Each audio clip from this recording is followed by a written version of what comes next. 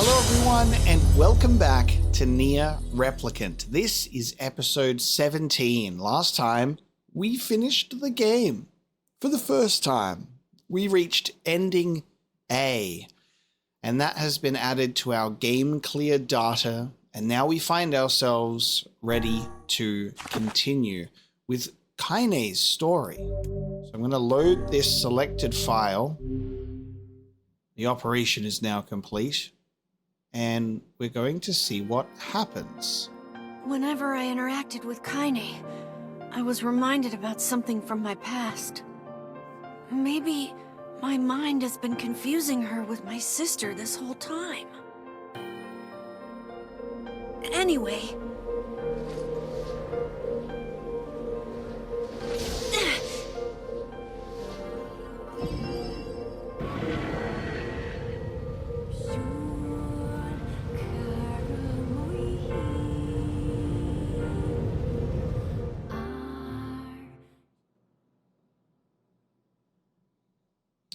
Kaine's dreams, discrimination. Okay. Oh, what the hell? Right. When you're in a dream, we know what that means. It means reading time. Okay. This is what we're doing to start Kaine's story. The sound of rain filled the village. The steep cliffs that surrounded the area magnified sound, causing even the slightest drizzle to rattle like a thunderstorm.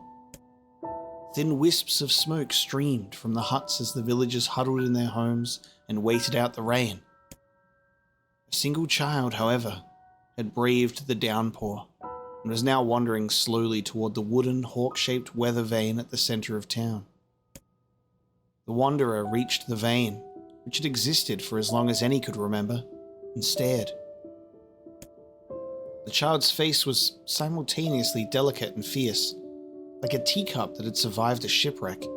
Those traits combined with pale white skin to give the face an almost sexless quality.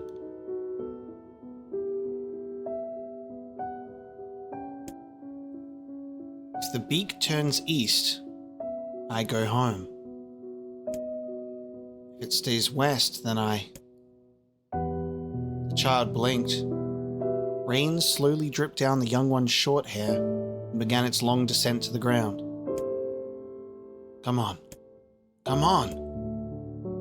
The child felt a slight breeze and watched as the vane slowly creaked to life. Spinning this way and that for a moment, it finally settled with the beak pointing firmly toward the east. East? Really? Before the vane could move again, a jagged rock came spinning and tumbling through the air, striking home against the child's head. The force of the blow dropped the child to the ground as a hail of stones began to fall all around. Oh no, they found me. A heartbreaking smile crept across the child's face as the stones continued their assault. Through the rain, the sound of multiple footsteps grew louder before a voice rang out. Yoo-hoo! Kaine! The voice belonged to Demo, the worst of all the bullies in the Eyrie. As Kaine struggled to stand, a final stone came skittering through the mud and bounced against her foot. Blood oozed from a cut above her eye and blurred her vision, but she could make out the shapes of Demo and his usual gang of idiots. The boy seemed taken aback for a moment by Kaine's seeming indifference to the blood dripping from her face, but quickly regained his bravado. What's up, you freak? You like the rain? You like getting all wet? Or did you finally decide to run away from home? Though she knew it was futile, Kaine turned to leave. Before she could get more than a few steps, the other children scrambled to surround her, cruelty burning in their eyes. Kaine knew those were not the only eyes on her. The tormentor's parents watched from the safety of their homes. She was attuned to this sensation. It was one she had experienced many times before. While some villagers simply turned a blind eye to the actions of their children, many encouraged it openly. In a society ruled by superstition and fear, Kaine was something to be hated, and if possible, destroyed. I didn't say you could leave, freak. Demo's words chewed at her like a worm through an apple. He can't hurt me, she lied to herself. Be strong. Be brave.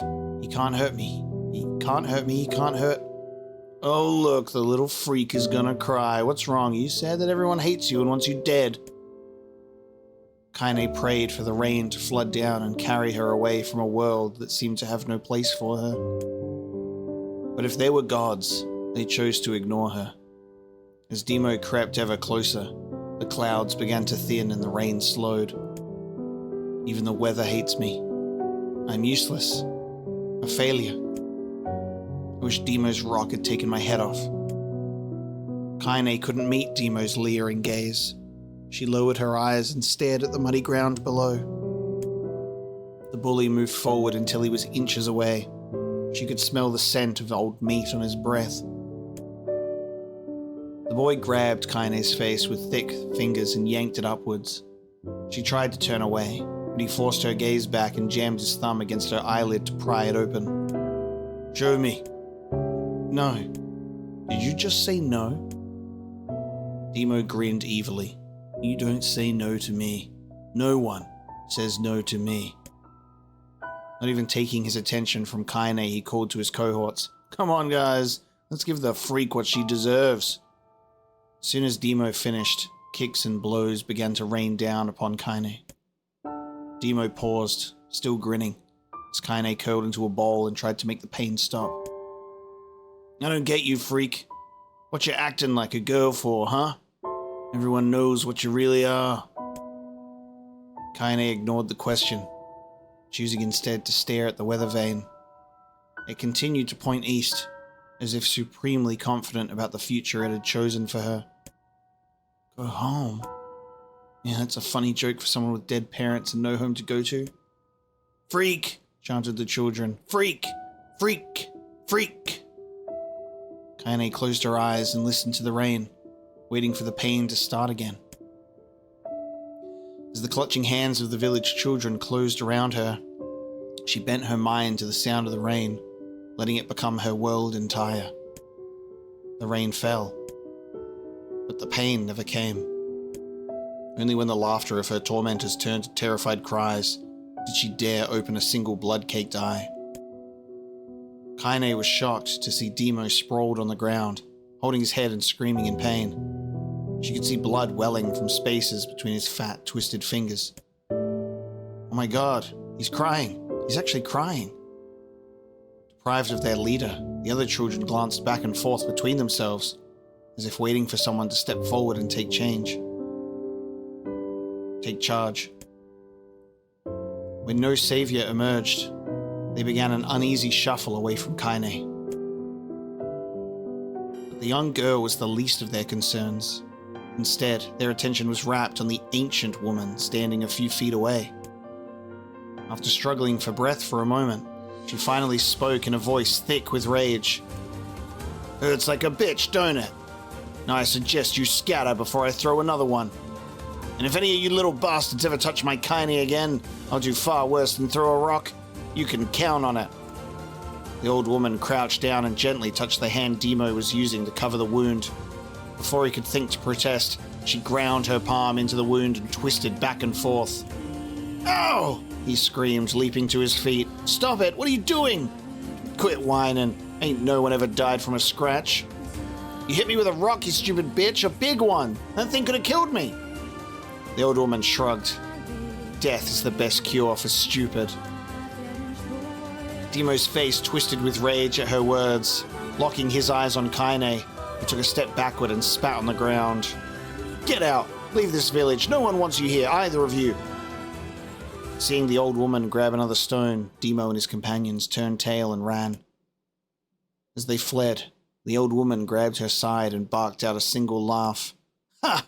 Look at the fat boy go. Guess he's healthy enough to run from a fight. The woman's smile faded as she turned her attention to Kaine. Kneeling down, she removed her shawl and placed it around the young girl's shoulders, then produced a cloth from the folds of her dress and began blotting at the blood on her forehead. Oh, Kaine, she said, why didn't you fight back? You're stronger than that lot. The words of her grandmother stung Kaine, and she turned away. "Don't be so nice to me," she said. "I don't deserve it. Nothing matters anymore." Her tears, held in check for so long, finally began to fall on the muddy ground below. "Everyone hates me. They think I cause bad things to happen. They think I'm a freak. I wish I was dead." As Kaine's tears turned to sobs, she felt her grandmother's hands on her shoulders. Despite her advanced age and diminutive size, she was a woman of surprising strength. Kaine found herself unable to turn away. "Don't talk like that, girl. It's a river wide and deep that flows between the realms of this world and the next, and it grants no mercy to any that attempt the crossing. You got a duty to fight till your last breath. Understand?" The old woman tightened her grip and tried to still the tremor in her voice. "You know the pain of losing someone close to you, Kaine. You know because you survived it." As the words hit home, Kaine was struck by the force of her love for the old woman. As a young child, she didn't even know of her grandmother, but when her parents died, the woman quickly accepted her as her own. Grandma, as Kaine called her, was cunning, vulgar, and quick to violence, and their first few years together had not been easy. But with each year that passed, Kaine and her grandmother had grown closer. However, it was only now, sitting in the mud with tears and blood caking her face, that Kaine truly understood the depths of her affection. Here was a woman who had seen hard times, who had seen death, who had fought through all these things and somehow emerged on the other side. If anyone could understand Kaine's pain and loneliness, it was her. "Do I make you sick, Grandma?" "Of course not. Don't be an ass." Kaine drew her grandmother's moth-eaten shawl around her body and shuddered. "But my body, it's not normal. If I was normal, then Mum and Dad wouldn't—" "Hush," interrupted Grandma. "I will not hear another word of this nonsense. You're my granddaughter, and I love you. If folks have a problem with that, they can just go to hell." With that, the old woman reached out and placed a wreath of dried flowers in Kaine's hair. The skill it took to bend the flowers without breaking the stems or lose a single petal was remarkable, and the beauty of it made Kaine want to cry all over again. "Oh my gosh, these are lunar tears! Grandma, you made this for me?" Lunar tears were legendary flowers. Most people could live their entire lives without ever seeing one, and yet her grandmother had somehow collected a dozen or more. Kaine reached up and touched the wreath as if she couldn't believe it was real. "Where did you find these?" "Just stumbled on them while I was out doing the shopping." The old woman turned away as she spoke, leading Kaine to suspect that the search had been more difficult than she was letting on. The pain she took to construct the ornament, let alone track down the flowers used in its construction, made Kaine's heart hurt. She reached up and gently adjusted the wreath, admiring the way it felt between her fingers. "Didn't quite turn out right," said her grandmother as she squinted at it. "These old hands have trouble with delicate work, but it sure looks good on a pretty girl like you." Kaine blushed and turned away. You think I'm pretty?" "Of course you are. What a fool thing to say." "Thank you, Grandma." Her grandmother smiled. "We're gonna be fine, you and me," she said. "As long as we got each other, we'll be just fine." Kaine took her grandmother's hand in hers, and the two of them struggled to their feet. As they began the long walk home, Kaine gripped the hand with all her might, as if trying to stop smoke from drifting away on the wind. The rain had stopped. Kaine stood beneath the weather vane, watching it spin in lazy circles, no longer caring about the direction it faced when it stopped. "I don't need to escape. I have a home now. Grandma loves me, and that's enough, even if it's us against the world." Kaine let her gaze drift up past the vane and into the cloudy sky. The last faint hints of a rainbow were slowly fading. As she turned and headed for home, the light scattered into a million particles and vanished, seemingly taken away on the breeze. Kaine's dreams, daily life. Wow, okay. So we're still progressing through this. So we're going to talk about that first one before we move into this second one. I don't know how long we'll be sat here reading together, but that was a really fascinating insight into Kaine's backstory and character, because obviously when we first meet her and our exposure to her is that she's very vulgar and quick to violence, you know, very much her grandmother's granddaughter. That sort of element of being raised comes through tremendously, and she was forced to be this way due to just her upbringing and her surroundings. It forced her to be strong and brutal, and to not let her guard down and be vulnerable or emotional, unless it was in these moments with her grandmother. And it's also very interesting as well to get more of an insight into her character and her femininity as well, because our first exposure to her and the way that we go about this is we've got Grimoire Vice calling her a hussy and just laying into her, and she presents herself in a very, like, you know, here I am manner. And what's interesting about that backstory and what we were reading is being bullied for, like, playing at being a girl, being gendered as a she. So she has this expression that is that was given a sexless description, which is quite interesting. So it gives me the vibes that she's considered a freak because she may or may not be intersex, which is very interesting because she's clearly very feminine, but obviously as intersex you're kind of both and neither at the same time.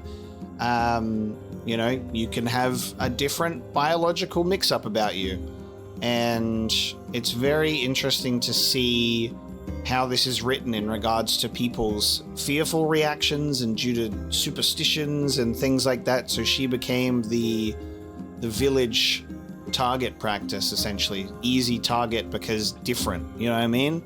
Which sucks. And what a woman, that grandmother, coming in to, like, protect her as well.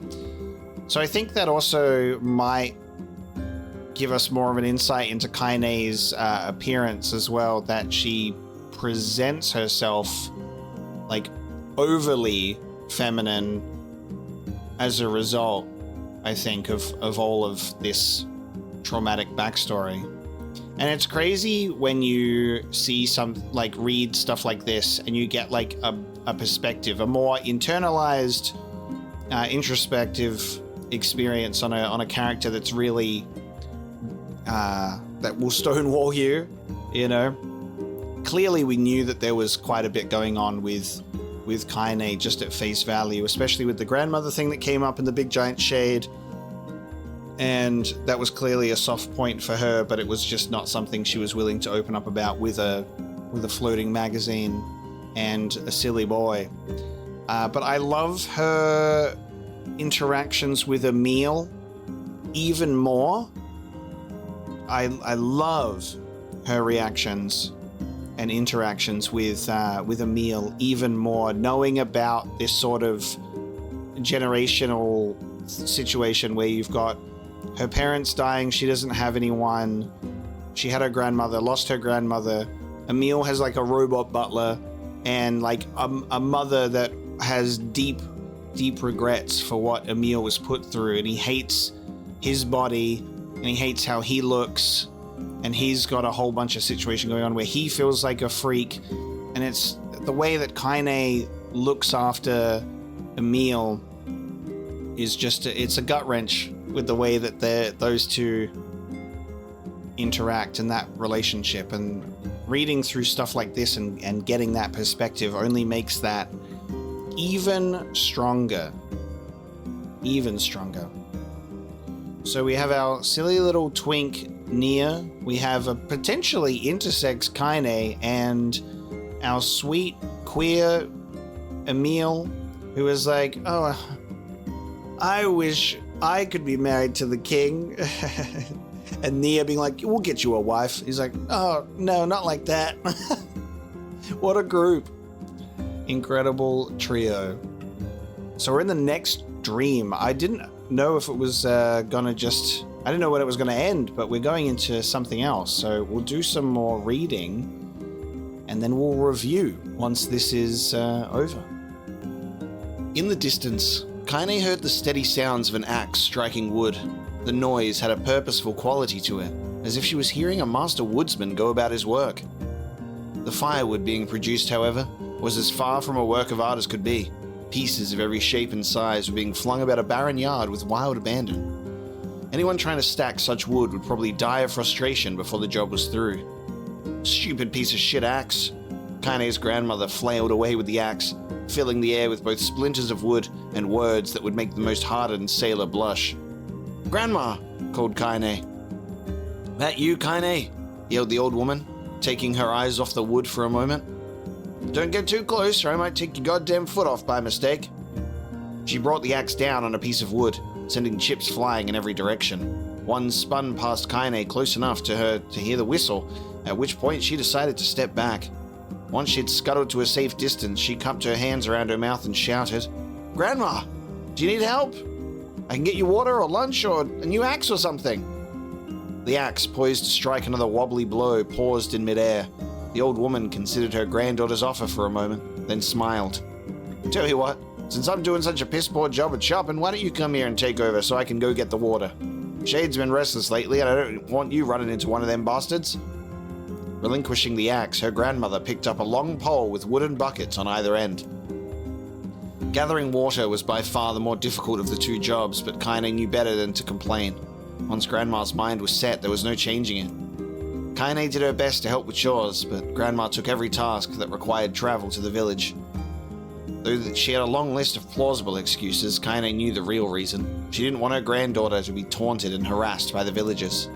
Once Kaine moved in, Grandma decided to take up residence a good distance from the Eyrie. Out of sight, out of mind seemed to be the best policy when it came to villagers and her granddaughter, and rare were the days when any but the two of them could be found on the rocky acre of land they called home. Kaine enjoyed the solitude, but harbored a secret resentment that her grandmother was forced to spend her golden years in such a place. After watching her grandmother leave, Kaine turned her attention to the task at hand. She had never chopped wood before in her life, and soon discovered why the old woman hated the chore. Swing after swing of the axe produced only a tiny crack in the wood, and when she finally managed to connect with a solid stroke, the tool embedded itself in the log and refused to budge. Frustrated, Kaine swung the axe around her head and threw it, log and all, across the yard. Damn it! Crap! She suddenly understood the joy her grandmother felt in a good curse. Happier now, she picked up the axe, forced it from the wood, and resumed chopping. She had a natural skill with a blade, but the task was challenging, and blisters soon began to form on her small pink hands. "This is tough, and my logs are all weird sizes." Spitting on her palms and ignoring the pain, Kaine redoubled her efforts. Just as she was developing a rhythm, Grandma returned from the village. Setting down her buckets with a small sigh, she took one look at the logs and coughed out a wheezy laugh. "Pretty clumsy girl. You'd better practice if you..." Her grandmother suddenly collapsed to her knees, causing one of the buckets to wobble precariously. Eyes wide, Kaine dropped the axe and ran to her grandmother's side.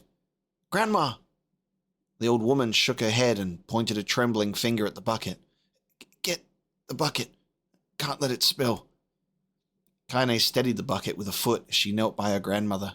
A small bit of water sloshed over the side and made a new home in the hem of her dress, but Kaine didn't notice.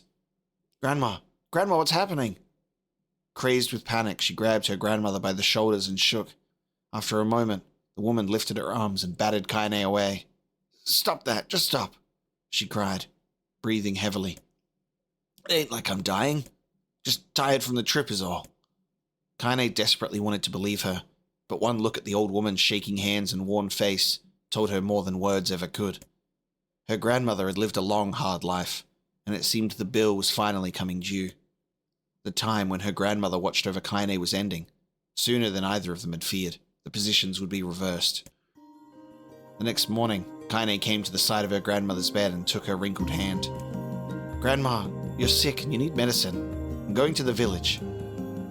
The old woman shook her head and tried to rise, but Kaine gently pushed her down. "It's all right," she said. "I'll be fine." Her grandmother fixed her with a gaze that could melt steel. After what seemed an eternity, she finally lowered her eyes and sighed.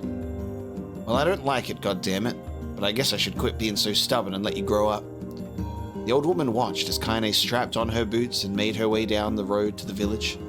Hours later, as an unseen sun made its way across a dark and rainy sky, she was still watching. Kaine moved at a brisk pace, checking her pockets every few minutes to make sure the money her grandmother gave her was still there. Every noise caused her to spin on her heels, making sure she wasn't being stalked by a shade, or worse, Demo and his gang. But she encountered neither tormentors nor shades, and Kaine finally found herself at the entrance to the village. The few adults she could see glanced sideways at her, then muttered to each other behind raised hands before slinking away into the shadows. Her heart racing, Kaine took a series of rapid, shallow breaths and tried to calm herself.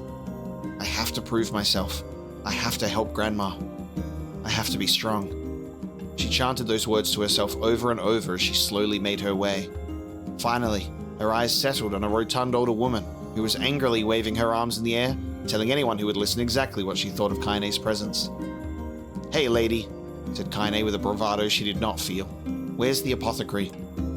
The woman's flabby cheeks shook in bewildered anger. "How dare this thing speak to me?" they seemed to say. But Kaine saw that her eyes held a different emotion. Fear. "Yeah, we're both scared, lady. Trust me on this one." "Which way?" Kaine repeated. The woman pointed at a small building to her right before hitching up her dress and stumbling off in the other direction. Kaine cringed, expecting a stone to come flying from the assembled crowd, but none came. Her mind was filled with a strange sense of pride as she made her way to the apothecary, but the new emotion had little time to take root, for as soon as she opened the door, she noticed a familiar customer at the counter. It was Demo. He'd clearly been sent here on some kind of family errand, because his gang of followers was nowhere to be found. "Oh my god, what are you doing here, freak?" The insult was delivered without force, but Kaine happily ignored it. Stretching on tiptoes to see over the counter, she asked the shopkeeper for the medication. "Ha!" barked Demo. "That old bitch finally keel over? Go to hell, Demo." The boy's eyes grew so wide they seemed ready to fall out of his head, but before he could let fly a comeback, or worse, a punch, the apothecary told them to knock it off before he kicked them out of the store. Demo slunk out of the shop, cursing Kaine under his breath. Once he was gone, she allowed herself to breathe once more, taking a brief tour of the shop while the owner prepared her medication. Countless tiny bottles filled the cramped store, each with a label in some indecipherable language. An ocean of aromas assaulted her nose, creating a scent that was exotic but not altogether unpleasant. Seeing such a variety of supplies gave Kaine a sense of peace. Surely, in a world so vast, there would be a place that she could call home. On the far wall, behind the counter, rested a portrait of a stunning young girl. The picture had once contained bright, vibrant colors, but time had worked its cruel magic, and they were beginning to fade.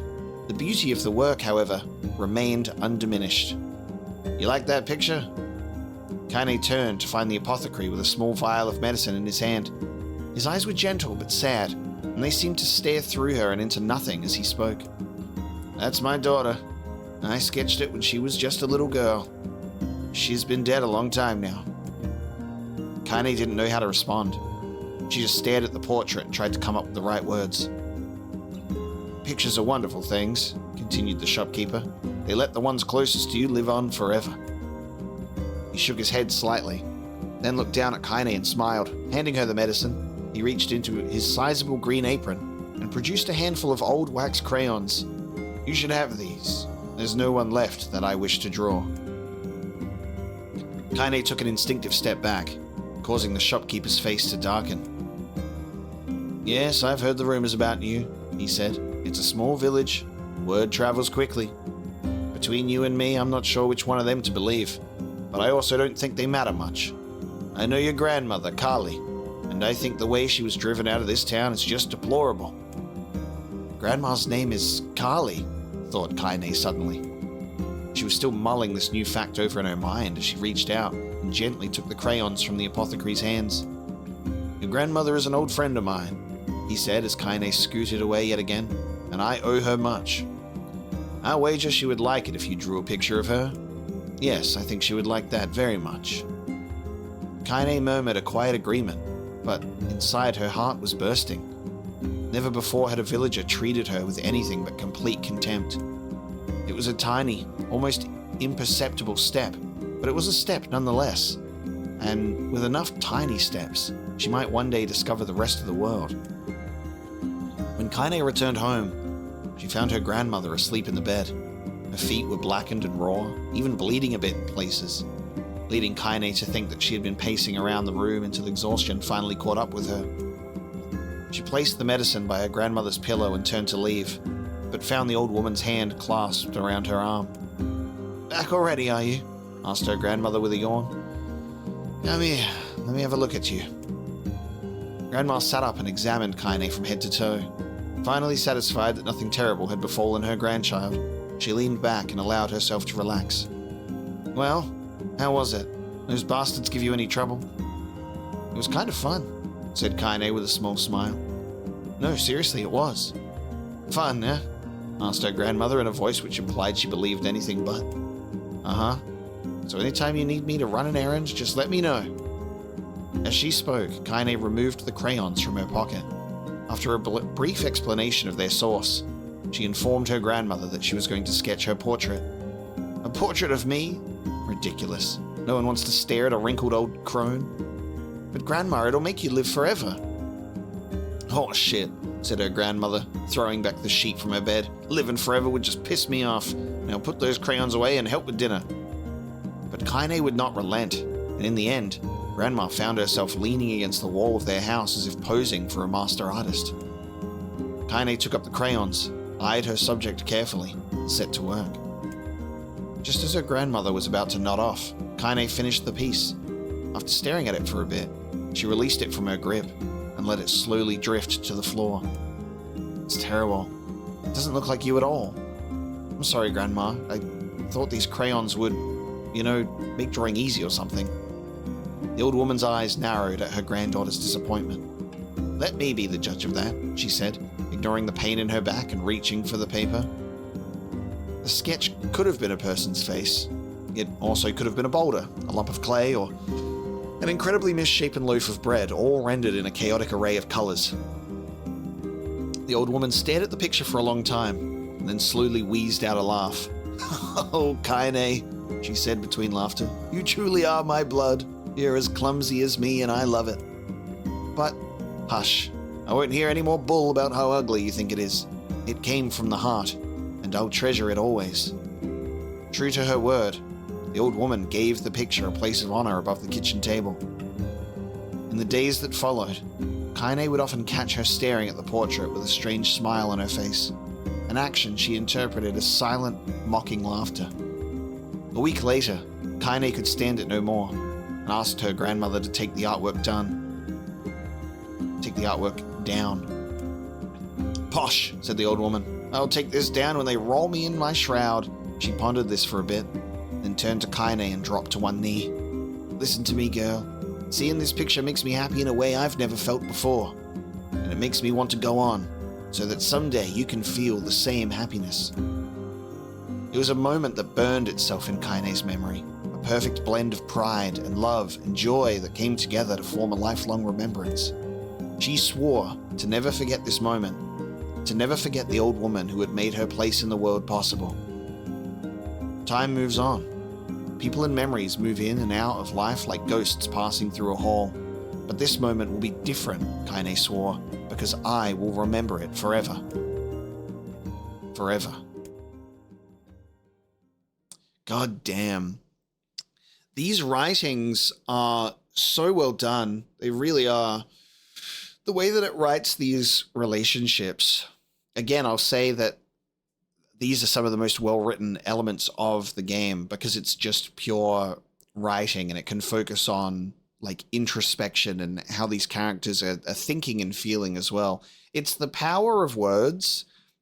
There's so much that you can get from visual content because you can see like nuances in facial expression and how characters interact with each other and tone of voice and all of that. But there's something about like novels and books and the ability to write a character's internal thoughts that helps so much sometimes. So this is really amazing and heartbreaking at the same time, because we're just seeing this tragic backstory of Kaine from being an outcast, being raised by her grandmother. And because we got all of these things after the fact, like we got introduced to Kaine and she's just like, what the fuck you doing? I hate you guys already. And we're fighting the giant shade together, and she's standoffish, and, you know, she's screaming obscenities and talking about her grandmother. And we have no idea what's going on with that until we read this full history of it. And also just this very sad and real element that she's slowly watching that strong, powerful woman that raised her succumb to nothing but time and age. And it's very interesting as well, because we have the context of these people being shells, being like creations for a soul to be housed inside of, separating body from soul, you know? But their experiences are very human and real in the way that they all interact, in the way that they all age and grow old. It's very interesting to think about that element of it too. So this is separation. Kaine listened to the sound of crackling firewood and stared at the black object on her plate. She'd been pushing it around the wooden disc for a good 10 minutes, ignoring the bemused stare of her grandmother. Finally, she summoned her courage and gave the object a brief sniff. A sharp, bitter scent flew up her nostrils and made its home there, causing her face to twist with disgust. Grandma, I can't believe you want me to eat a bug. The old woman threw some more wood under the cooking pot and snorted. It's no bug, you fool girl. It's a berry. Why the hell would I be feeding you bugs? Yeah, well, it sure looks like a bug, said Kaine, and I think it's burnt or something, because it smells terrible. With that, Kaine held her nose and threw the berry in her mouth, chewing as little as possible. Oh yeah, that's terrible, all right. Why, you little brat, laughed the old woman.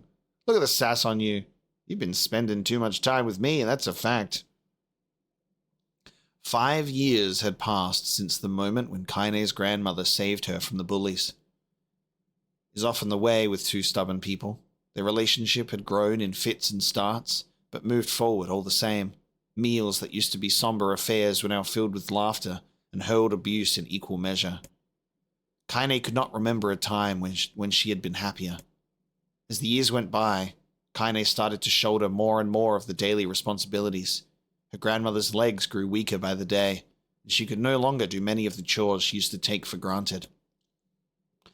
And so this morning found Kaine lacing up her work boots with a breakfast of burned berry rolling through her belly. Where are you going today? Asked Grandma suddenly. Kaine looked up, surprised. The old woman rarely asked for specifics anymore. Well, I was going to go check out the kelma trees and see if they were ripe. I thought we could make some jam or something. Oh, and I'm going to pick up some flagstones, so I need to take the wheelbarrow. Flagstones? What in the hell for? Kaine stared at her grandmother, then held out an arm and swept it around their home. Constructed mostly of cloth, rope, and rubble, the old place sagged like a boxer in the final round.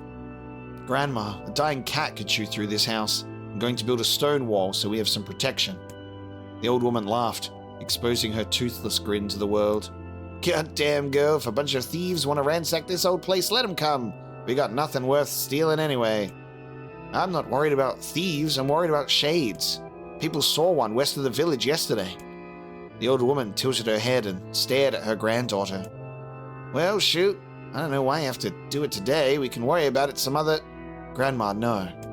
If I don't go to the kelma trees, we won't eat tonight. You know that. A confused expression passed across the old woman's face, and for a moment, she was a small child lost at a carnival. Yes, she said after a bit. Yes, of course you're right. I'm sorry, Kaine. Lately it seems my mind is... She didn't finish the thought, instead walking over to her nightstand and gently taking the wreath of lunar tears from the drawer. The flower's petals had aged to a brilliant whiteness, and Kaine thought it was more beautiful now than the day she first received it. "You're gonna be a true woman soon," Kaine said as she placed the flowers in the girl's hair. "So that means less chatter about shades and building defensive walls and more talk about how beautiful you've become." Annoyed, Kaine reached up to remove the garland, but the look on her grandmother's face stopped her hand. "You're a beautiful thing," said the old woman, "and there ain't another like you in all the world. Very proud of you." "Okay, Grandma, that's enough goddamn compliments for one day." "Such a mouth on you! Where did that come from?" "Gee, I wonder." "I'll teach you to sass me, girl," yelled Grandma. Suddenly, she lurched forward and grabbed Kaine by the ears, pulling her around the room with a crazed grin on her face. "Grandma!" yelled Kaine in a quaking voice. "Grandma, stop it! What the hell?" The old woman stared at her and blinked, then slowly held her wrinkled hands out as if it was the first time she had ever seen them. I don't know what happened there. I'm sorry, girl. Sometimes my mind just..." Kaine thought the look on her grandmother's face was the most heartbreaking thing she had ever seen. "Listen," she began, "maybe I should stay home after all." "No, I won't have you stay here to keep an eye on an old codger like me. You go get your fruit and your wall and whatnot, I'll be fine. When you come back, I'll have a nice grasshopper dinner waiting for you." Kaine rolled her eyes, then kissed her grandmother on the forehead and made ready to depart, trying desperately to ignore the worry that was gnawing at the walls of her heart. Kaine could feel the old woman's eyes watching as she moved down the path. Don't turn around, she told herself, but in the end the temptation was too great. She spun on her heel for one final look and saw a small, bent woman standing in front of a ramshackle hut with a sad expression on her face. God, she looked so old now. It's like the wind could reach down and just carry her away. Kaine worried about her grandmother all day, causing her work to suffer. What little fruit she could collect was tossed carelessly into the wheelbarrow. She only found a couple of stones before losing interest in the project. Finally, as dusk approached, she decided to call it a day. Cursing herself for the lack of focus, Kaine pushed the nearly empty wheelbarrow back down the path. She crested the final hill. She suddenly froze in place. The wheelbarrow fell from her fingers and collapsed on its side, sending a few pieces of wrinkled brown fruit rolling back down the hill. Her gaze was transfixed by a thick black cloud that hovered just ahead. Tracing its path with a finger, Kaine suddenly felt her stomach knot in on itself. No, oh gods, no! Her grandmother's house was ablaze, the flames licking up as if trying to touch the sky itself. "Grandma! Grandma!" Kaine ran then, faster than she had ever moved in her life. Once she tripped on a stone and went sprawling into the rocky ground, but she leapt to her feet and continued running, unmindful of the blood that spilled from her wounded hands and knees. As she got closer and closer, Kaine's mind began to race in time with her footfalls. It's too dark, not just fire. Can't be fire, too much smoke. Gotta save her. She burst into the front yard and came to a sudden halt, her worst suspicions confirmed. The smoke from the fire was mingling with the thick, inky blackness of an enormous shade. The massive creature supported itself on 3 twisted feet and achieved balance through means of a large armored tail. Scales, horns, and claws sprouted from its body in a random chaotic pattern, giving it the appearance of a lizard designed by some insane god. Seeing Kaine, it let out a roar and flicked its tail, sending small whirlwinds spinning around the yard. For a moment, the creature retreated into a shimmering inky blackness, as if her mind was unable to comprehend that such a thing could actually exist. But then the smell hit her, a blend of rotted meat and excrement, and the horror became real once more. The creature bellowed again, and this time Kaine responded with a scream of her own. "All right, you bastard," she thought as her scream echoed off the high cliffs around them. "It's you or me. Let's go." The shade eyed Kaine with bemused interest. Then it began looking from her to the house and back again, as if urging her to look at the destruction it had so gleefully wrought. With dread building in her heart, Kaine glanced towards the house. Through the smoke and flames, she spotted a small figure struggling to escape the ruins. "Grandma!" At the sound of her voice, the old woman began waving frantically. "She's alive," thought Kaine. alive. Kaine's legs sprang to life as she raced across the yard toward the flaming wreckage of the house. Before she could advance more than a few steps, the shade opened its mouth and let out a roar powerful enough to uproot trees and send them flying. The blast sent Kaine tumbling through the air before smashing her against the rocky earth. Stars danced in front of her eyes as she tried to remember how her legs worked. Get up. Get up. Get up, get up, get up, get up now! As Kaine struggled to her feet, the shade stomped toward the house and pinned her grandmother to the ground with the tip of a claw. The old woman struggled to move the claw from her stomach. She might as well have been pushing a mountain. She coughed briefly, sending a small spray of blood into the air, then collapsed to the ground, her energy spent. Kaine lurched to her feet only to fall back to the earth with a gasp. Her ankles were on fire. One or both of them were surely broken.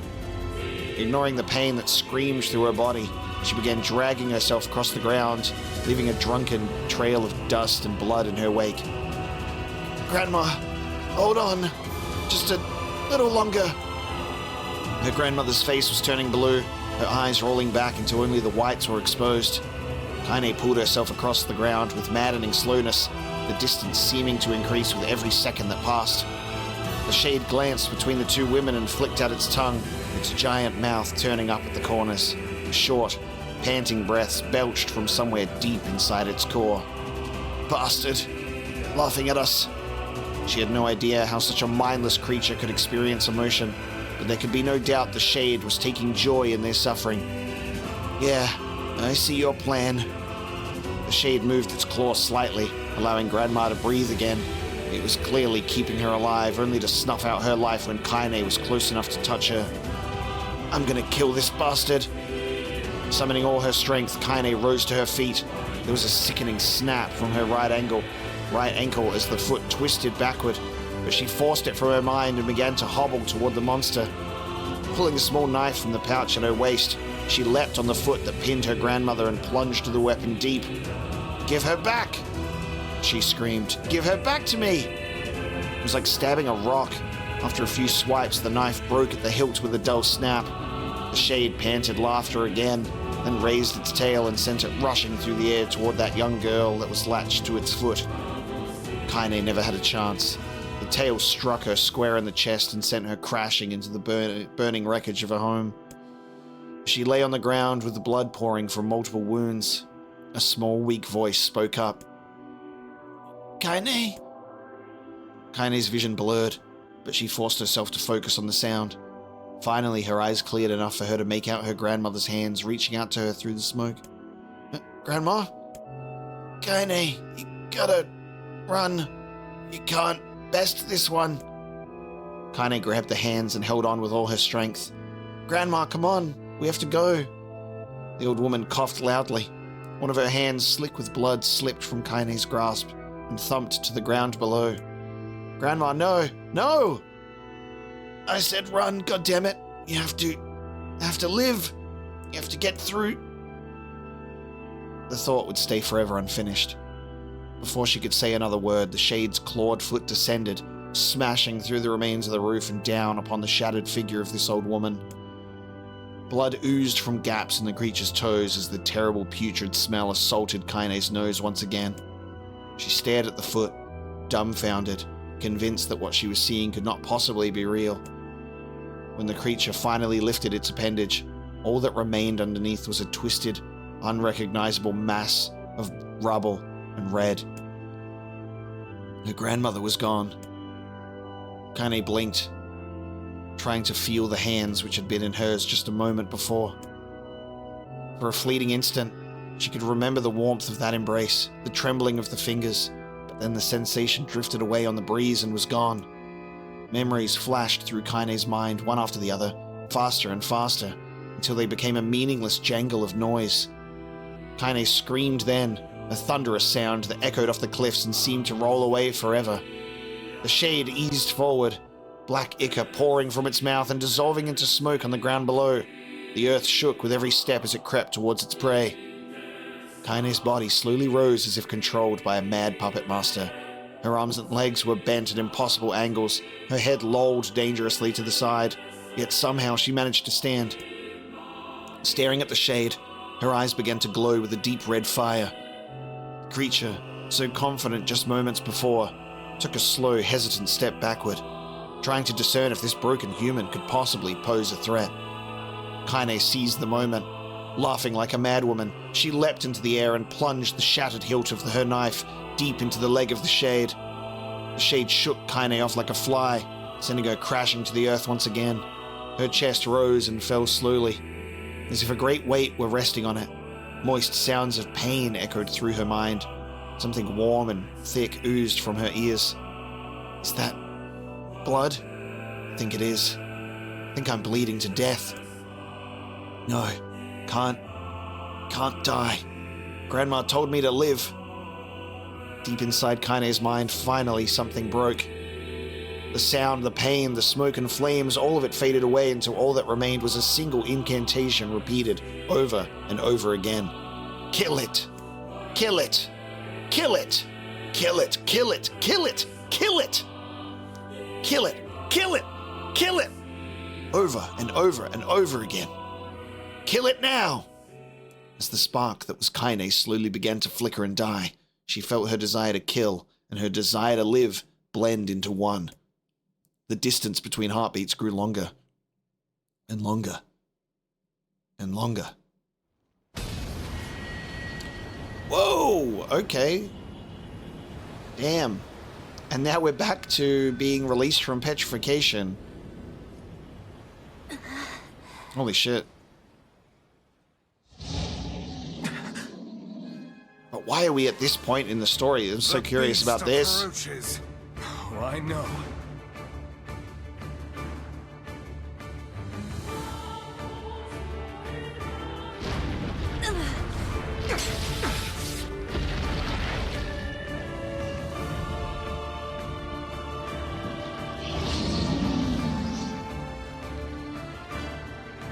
Oh, we're going to gameplay again. Oh, okay. I don't know why, for some reason, I assumed that maybe I'd be playing as Kaine. You know? That's what I thought. We're back. These past 5 years. I'm not gonna let this happen again. It dies today. My sword feels lighter. It's not the blade, but the skill of the user. Strike it down. My sword feels lighter. Yeah, I've still got my money, my experience, and weapons. Okay, so we have all of that.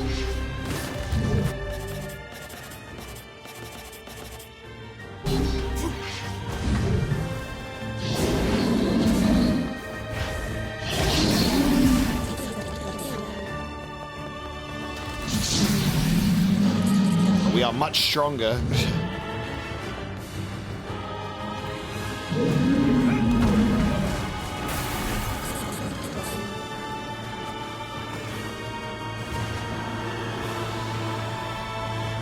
So we're playing from this point in the game, but retaining what we had when we finished ending A. And I guess we're going to get more of a Kaine perspective on things, which is quite exciting. Pop goes the weasel. Yeah, that separation story, all three of those that we just read were incredibly well written and tragically heartbreaking.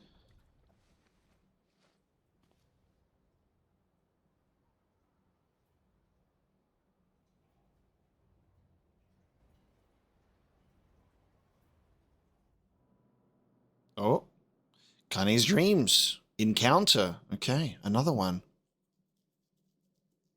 Not sure what we're in for in this sense. There was a little bit of combat there, but now back to another dream. Gently. Weakly. Softly. The shade, sure that its tormentor was dead, turned and stomped off toward the horizon, stopping along the way to bellow one final roar. Couldn't kill it. Shamed beyond imagining, Kaine tried to turn her head to the side, but only succeeded in coughing up a huge gout of blood. It was getting difficult to see, and only after a moment of fierce concentration did she realize that her left eye was gone. Laughing to herself, she turned her remaining eye to the ruins of her home and noticed a ragged stump of arm resting a few feet away. Yeah, that's mine, she thought with a mad giggle. This is gonna make clapping a real bitch. Ha! Cried a sudden voice from the depths of her mind. Finally gonna die, are ya? Well, you had it coming. Go to hell, Demo, she thought at the unseen assailant. Go to hell before I pluck out your eyes and feed them to a dog. The voice of her childhood terror evaporated into smoke, only to be replaced by another, more recent voice. Hold still, said the apothecary, materializing from the ruins like a ghost. I want to draw you. That way you can live forever. No, stop. Don't want to live forever. Want to die right here. I see, he said quietly. Well, if that's what you want. The spectral shopkeeper fluttered in and out of existence for a moment, then produced a piece of paper and sketched quickly. After a few seconds, he turned the page to Kaine and smiled. Since you rejected my offer, I decided to draw someone else. It was a picture of her grandmother, real as life. Kaine opened her mouth to thank the man, but stopped as the picture began to blacken in the middle. Before she could say anything, dozens of multi-legged insects began to swarm across the image, tearing at it with sharpened pincers. Stop! No, don't hurt that picture! Kaine reached out with her remaining arm and waved futilely at the air. To her surprise, the insects fell off the picture to the ground below, where they vanished into tiny black tendrils of smoke. Relieved, Kaine turned her good eye back to the picture, only to open her mouth in a silent scream. The sketch now showed her grandmother as she truly was, a smashed, unrecognizable lump of nothing. The apothecary smiled, then broke into a jolly dance. See that? He cried as he danced his jig. It's perfect now. She looks just like you. Ha cha cha cha. I look like that? Oh God. Oh God, I'm gonna die. I'm gonna die. Drowning in despair, Kaine laid her head back in the mud and smoke of her ruined house and waited for the end to come. But just before she let everything go, an unfamiliar voice began whispering in her ear. Ain't you got a wish, sunshine? The voice was vulgar and fierce at the same time, as if insanity had somehow found a way to take form. Kaine wanted to scream as the voice crawled under her skin, but her lungs refused to work. You know, a wish, like a prayer or something? Why don't you get on your knees and start praying to heaven?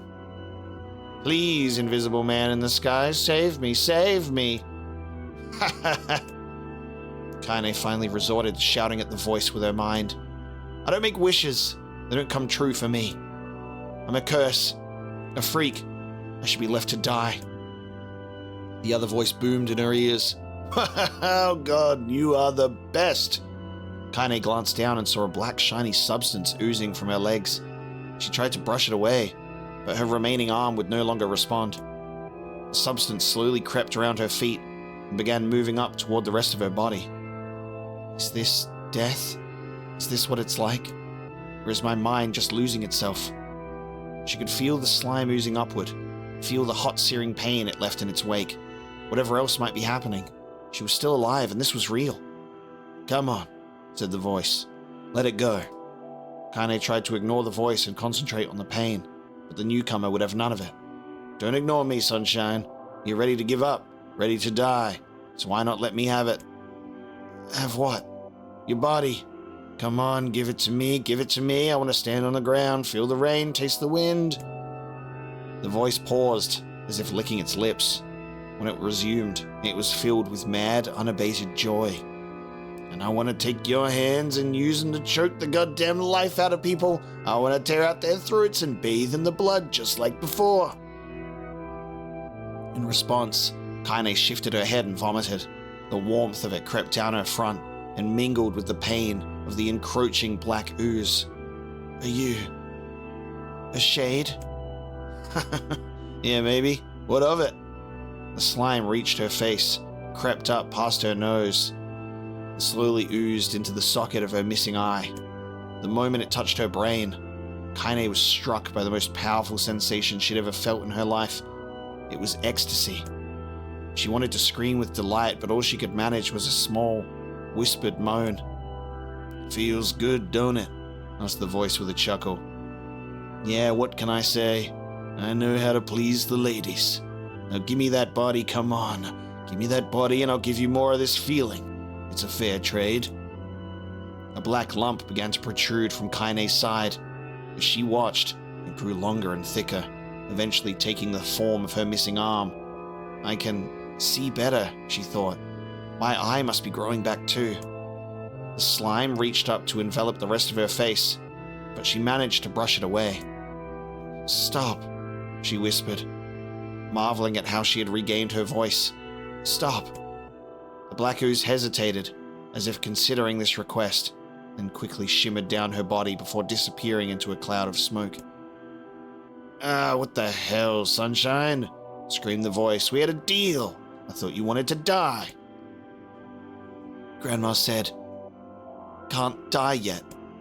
A brief image of her grandmother, bloodied and broken, flashed before her eyes.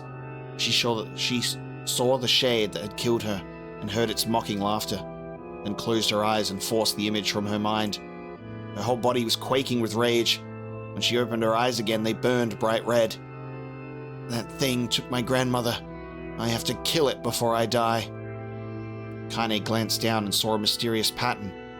The pattern of the shades burn itself into her left arm. Well, I'll be damned, said the voice cheerfully. Look at that, Sunshine. I think you and me are gonna be good friends now. Kaine stared intently at her arm.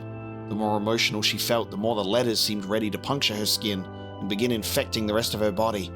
The arm clearly had a will of its own now. Stop. Gotta stop. Holding her left arm in her right, Kaine took a deep breath and tried to calm herself. Come on, don't fight it, pleaded the voice. Heat's my favorite dish and I'm hungry. Let it go. Feel the anger. Burn with the fire of revenge. Thirst for blood. Then go out there and... Shut up! Shut up and get the hell out of my body! Your body. Oh, that's rich, Sunshine. Real rich. Why don't you just up and die so I can have this body all to myself? What do you say? I bet those buddies of yours in the area would love to see you dead. Kaine grabbed a nearby shard of glass and tried to saw off the shade-infected portion of her side. Before she could, the darkened left arm grabbed her right wrist, crushing it. Kaine screamed and dropped the shard as the sound of bone crunching on bone filled with air. Stupid idiot girl, you're possessed now, Sunshine, and there ain't no going back. The voice laughed again, a loud, long wail that seemed to go on without end. Possessed? Whispered Kaine. Yeah, possessed. You and me. We got what you might call a timeshare agreement. Remember how folks used to think you were a freak? Well, wait till they get a load of you now. Kaine looked up, tears in her eyes. The sky seemed smaller somehow, darker.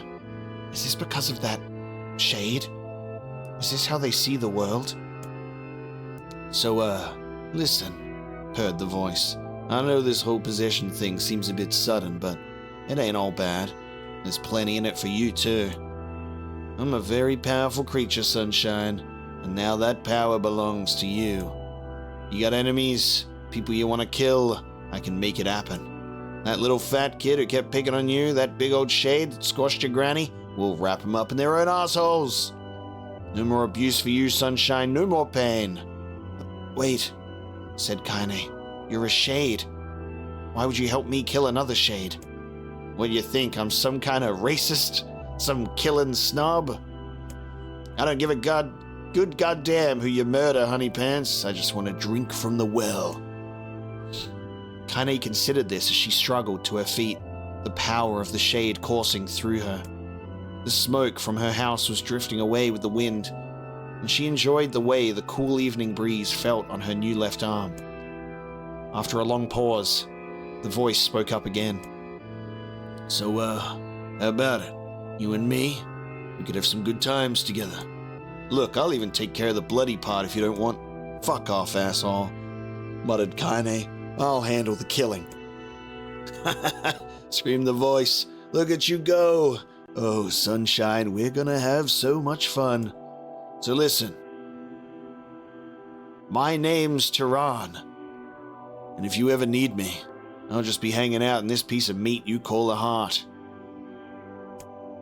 Now get to it. The more you kill, the more your heart turns rotten and sour, and I like rotten and sour. Kaine found herself nodding at the voice.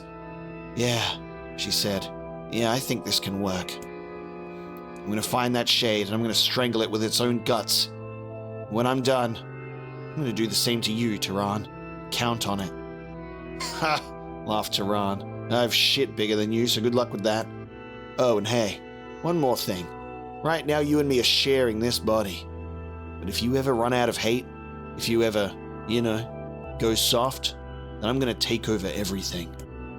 So keep on killing, sunshine, and watch your back. The voice grew fainter and gradually faded away, fading to somewhere deep inside Kaine herself. Kaine waited until she was sure the voice was gone, then waved her new left arm around a few times. It feels perfectly normal, she thought. It feels like mine. Desperately, she began poking and prodding at the new limb, determined to find something wrong with it. She didn't want to feel normal. That would mean the creature inside her had already won. I'm not a shade. I'm Kaine. Repeating this mantra in her mind, she slowly began digging through the rubble of her house, being careful to ignore a certain red-stained spot in the corner. Finally, after what seemed like an eternity of heartbreaking work, she found what she was looking for. It was the wreath of lunar tears. She thought it had been through hell and back. Though it had been through hell and back, the garland's petals were as bright as ever. Kaine started to place it in her hair, then slowly lowered the wreath and stared at it. I'm sorry, Grandma. I'm so sorry. But I don't deserve to wear this anymore. I'm possessed, corrupted, a freak. And this time I don't think there's any going back. Holding the flowers to her heart, Kaine fell to the ground and sobbed. As night gradually lightened to dawn and the people of the area rose to their daily lives, she remained in that position, as if tears could somehow wash away the horror that now infected her world. Alive! Stay alive! Stay alive! Grandma. Kaine, you gotta live! You gotta come back to us! Fuck.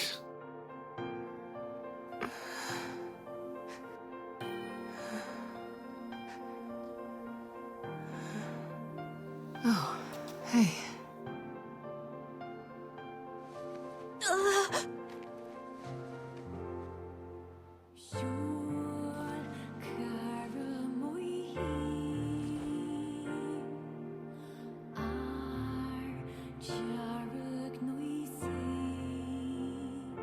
Emil, you were the one calling me, weren't you?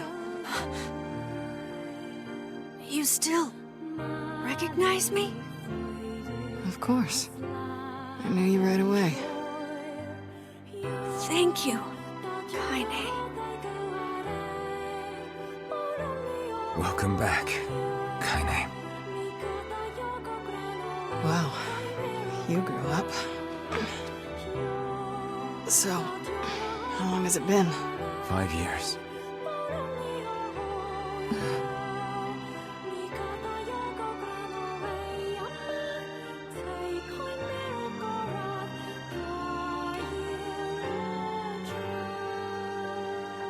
Shit.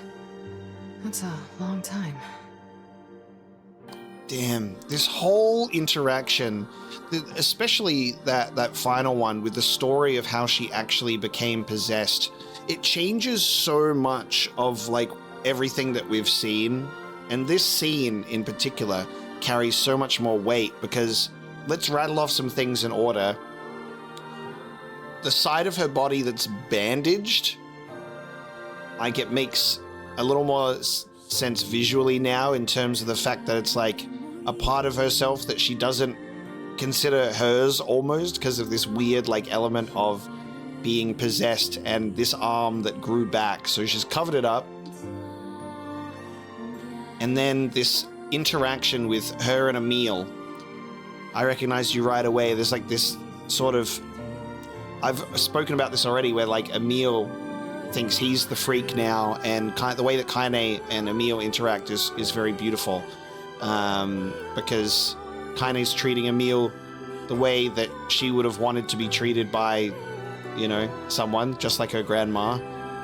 This whole element of this shade being, like when someone is close to death, the shade possession being like this voice, it's like, let me in, let me in, let me in. And they're like these maniacal little, like, desperate for life. And here's the thing about shades, they could be anyone and everyone. They were the humans of the past. And it seems like Tehran here, back when he was a human, could have been some sort of creepy, crazy, murdering, assaulting bastard that's wormed its way into Kaine's brain.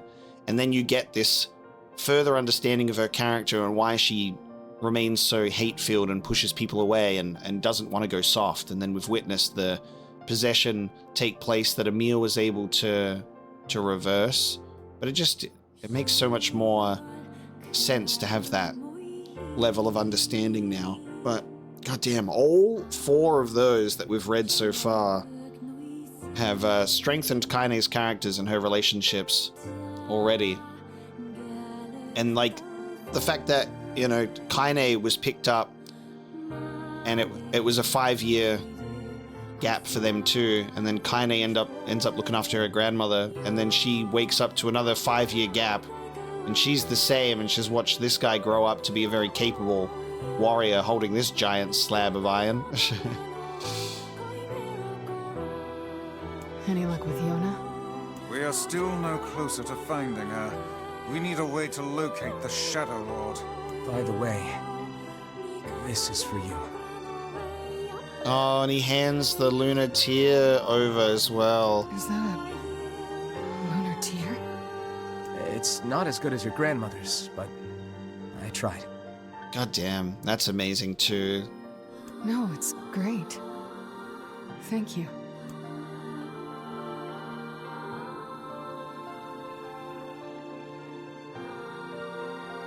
Kaine waking from her long petrified sleep. Emil's unflagging kindness.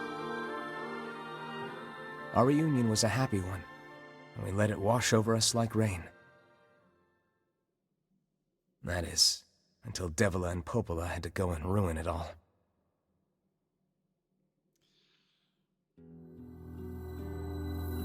Are you kidding me? You can't be serious!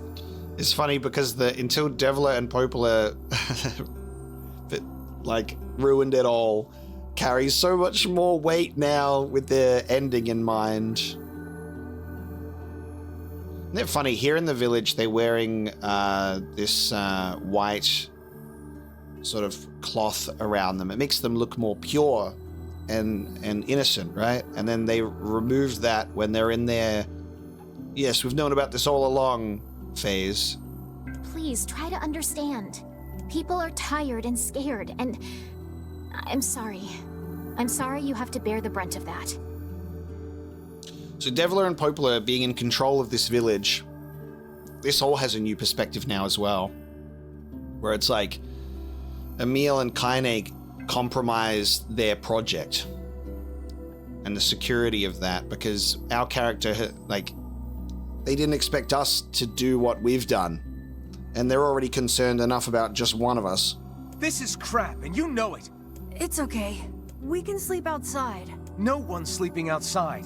You and Kaine saved this village, and now they want to run you out? People are afraid of us. And really, I understand. I mean, look at me. As long as you're still with us, I can deal with it. Right, Kaine? I'm used to sleeping outside. But... We'll see you later. Sorry about this.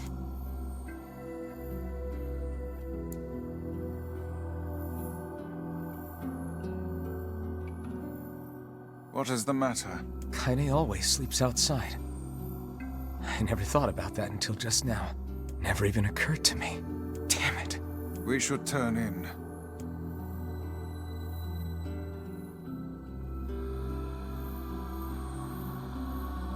I didn't get much sleep that night. For the first time in my life, I hated Devila. For the first time in my life, I doubted Popola. But those feelings are pointless in the end. They said and did what they did for the sake of the village. To protect it from the horror of the Shades.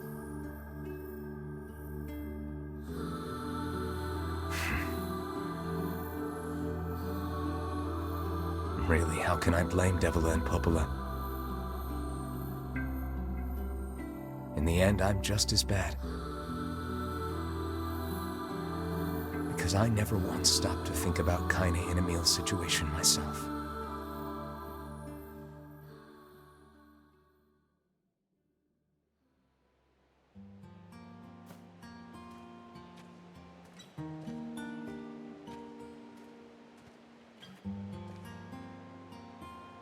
I should apologize to Kaine and Emil, but what good would that even do? I got a fire going, Kaine. Wait, is that... Campfires are weird. I'm so happy to get to talk to you again, Kaine. Oh man. Yeah, me too. I tried everything I could think of to save you, you know. I polished you with a special cloth. I poured warm water over you. Wait, you poured water on me? Yeah, but it didn't really do much except make you all shiny. Hey, Emil. Thanks for saving me. I guess you noticed how I look different now. I'm sorry, Emil. I'm sorry for all of it. Well, I mean, this new form isn't all bad, you know? At least I can look at you when we talk, right? Hey, so why don't you tell me something about yourself? I'm not very interesting. Sorry. Come on, I just want to know you better. Please? Fine. This all happened when I was a kid. Before the whole shade possession thing. My body is... different. And when the villagers found out about it, they started treating me like a freak. But one person, my grandmother, accepted me just as I was. No matter how bad things got, she gave me the strength to keep going. She's really special to you, huh? Yeah. Oh, hey! That gives me an idea. Since we cured your petrification, we should start looking for a way to cure your possession in my body. I know we can do it if we all work together. Heck, it'll probably be super easy. Let me guess. More warm water? Okay, can we just forget I told you about that? Oh, it's so touching.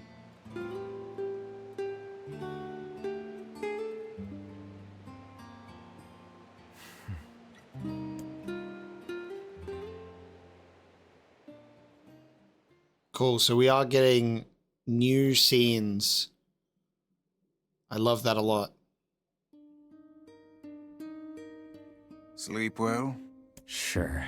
And yet your red eyes tell a different tale. Don't be so hard on yourself, lad. I need to go see Devila and Popola. Very well.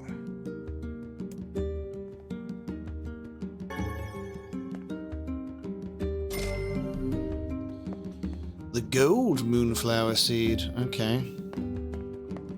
Goddamn. Yeah, really appreciate the... really appreciate the other perspectives that we're going to get here. So we are getting new scenes. So we're picking up at the point of... I still have my flowers.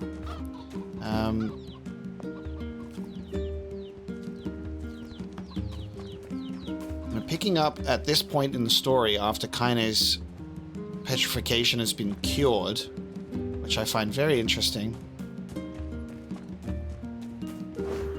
And I guess there's going to be some other scenes that'll take place. It'll probably go through faster. We have the same amount of words.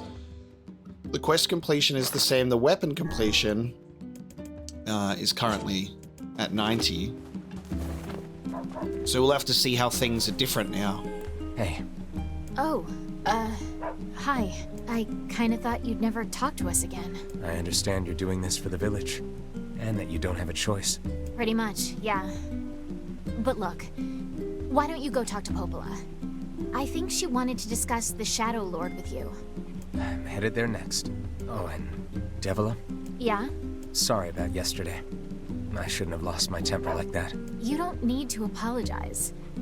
Anyone would be upset when their friends are hurting. Let Emil and Kaine know that we're sorry, alright? Alright. Let Emil and... Oh, I do wonder if there will be different, like, just dialogue in general when we talk to them. Or whether that will be the same and it will just be, I think, the Kaine specific moments and scenes. What does this room look like at the moment? What is the purpose of this place? beats me. Maybe it's Popola's hobby corner. Okay, so it's not filled with the enemies that we've all fought throughout the course of our first playthrough. There are still the empty spots. I was wondering if it would just be the same as at the end of the game and have everything in there, but no. Popola? Oh, hello. Look, I want to apologize for Stop. You didn't do anything wrong. Yeah, but neither did you. You're just trying to protect the villagers. And I jumped down your throat for it. It's very kind of you to say so. Regardless, please don't let it trouble you. Ahem. I believe there was something you wished to discuss with us. Oh, right. Yes, about that. You know about the lost shrine, right? The temple where I was first discovered. That's it. Well, it seems that the Shadow Lord's lair is connected to it somehow. Oh ho. It was right under our pages the whole time. But the bridge that leads there is unusable. So, take a boat. A boat? Yes. The canal's finally been repaired. It took a lot longer than expected. What with the shades and all. I also asked them to provide a boat at the path to the Lost Shrine's back entrance. The ferryman will let you use it free of charge. That should make it easier for you to move from town to town. Thanks, Popola. I feel like you've done so much for me. I'm really grateful. All right. I'll see you around. And for the love of everything, be careful. The thing that really interests me about this is Devila and Popola don't want their plans to be compromised. They don't want the project to be compromised. They wanted to wait for like another 100 years or so, they said, and didn't expect us to get to the point that we're at. But then why give us any of this information and intel at all? You know what I mean? So I wonder why. I guess that allows there to not be any like suspicion cast on these people by like drip feeding him some information at the very least. But still, I don't know. And for the love of everything.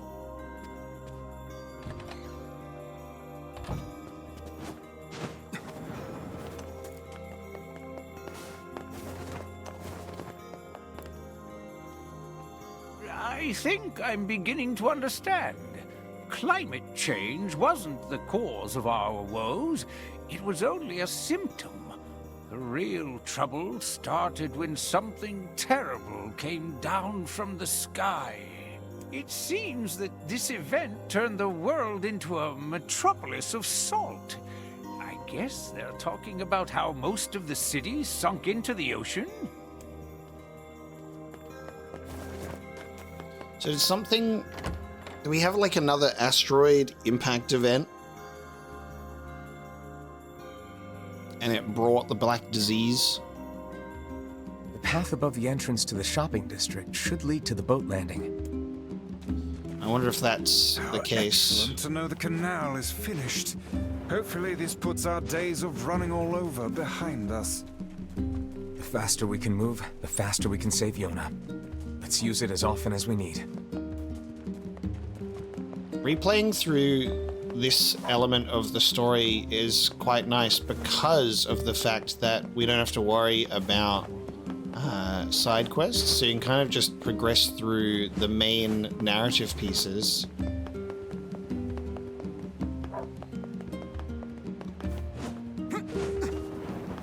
Red bag man. Oh, what? Oh, but we've already done the red bag man quest, so what What the hell happens now?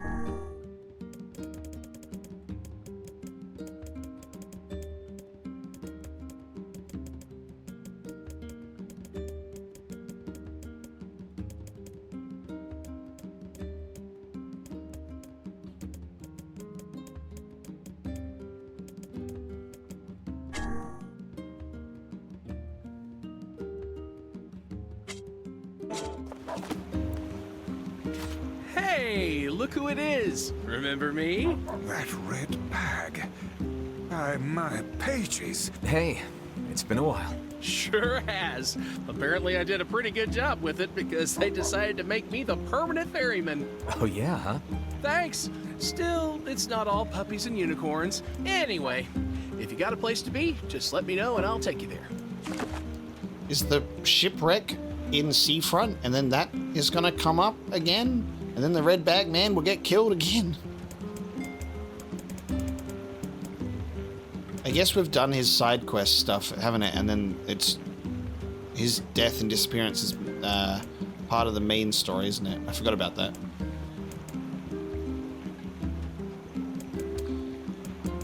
I don't know if anything's gonna be, yeah, different. That's the weird thing. I guess we'll just go to the Lost Shrine.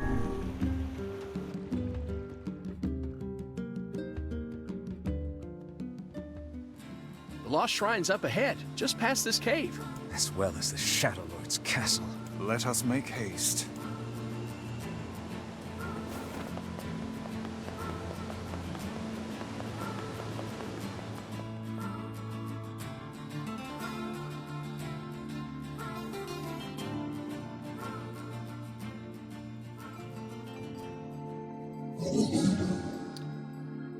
Whoa, okay, man, I can't take my eyes off things for a second. There you go. This is crazy! Oh my god. This is the thing, I'm like, I don't know when new scenes are gonna come in now, so you gotta be like locked in and pay attention for the whole thing. Because I was just thinking, as that loading screen was going, I was like, man, I wonder if there's gonna be like new dialogue as we're just like roaming around the world or anything. But look at this. Gretel saying Hansel. All right, Hansel and Gretel. What's going on there? But we can understand it.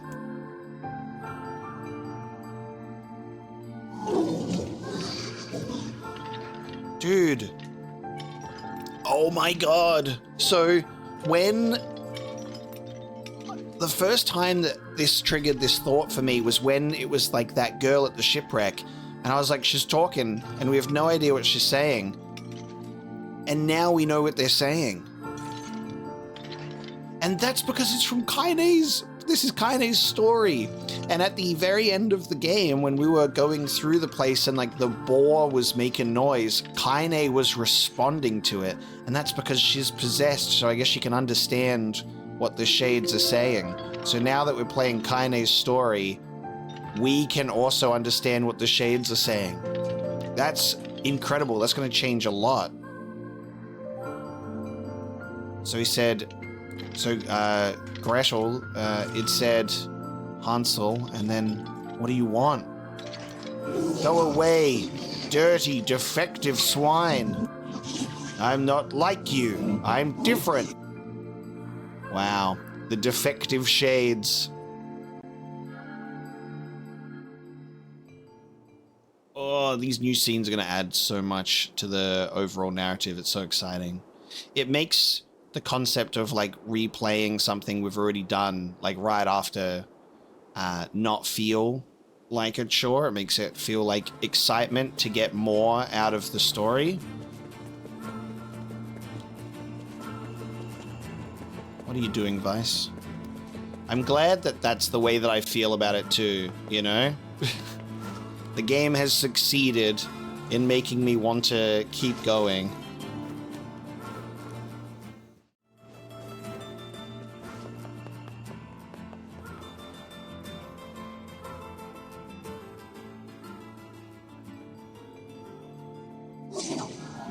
You again. Stop bothering me. Grimoire Weiss has been taken away. Hansel is dead. There's no reason for me to exist anymore. My life is over. Just leave me alone. What? Oh man, we're just gonna get some littered scenes that I demand more context for. Ain't you excited, Sunshine? We finally get to bathe in blood. Don't talk to me. I want to kill so bad I can barely stand it. Man, I kind of wish we were playing as Kaine. I know that I probably can't because of all the weapons and stuff, and Kaine uses her own, but just, it would have been so cool if you use her moves and her weapon and then you can hear that dialogue. But it's like we're experiencing it from Kaine's perspective now, this part of the story, but still playing as this guy. God damn. So I don't know how we pronounce the name. I've gone for Tyran. I don't know. There's so many ways you could probably pronounce it. But god damn. So he really does just sound like that total scumbag. I want to kill, Sunshine. And this is close to where the possession scene is going to take place.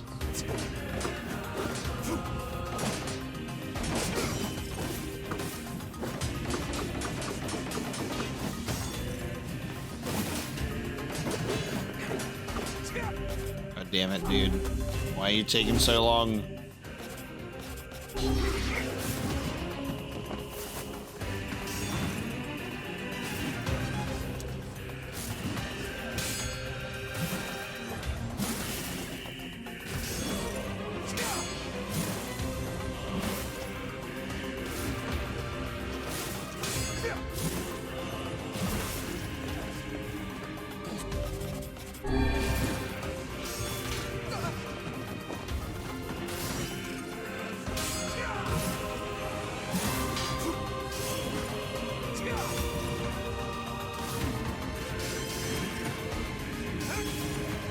So I think I had the perspective or the thought that maybe we'll be playing as Kaine or do something a little bit different. So I was like, that's why I was like, we'll switch to hard difficulty for the actual story because it might be something new. But I think it's just going to be kind of the same stuff, but then just with new story scenes. So I might just take it back down to normal outside of boss fights or something, just because it's probably going to take us longer to go through combat that we've already done before. But we'll see how we go. So we're going to make our way up to the top, and it's going to now be more painful as we can now understand the shades and what they have to say. And the scene with Kaine's possession is going to be really interesting. Oh no, you're not going to make me do this again. What the hell? No. No! It's going to make me do the blocks again? That's just rude.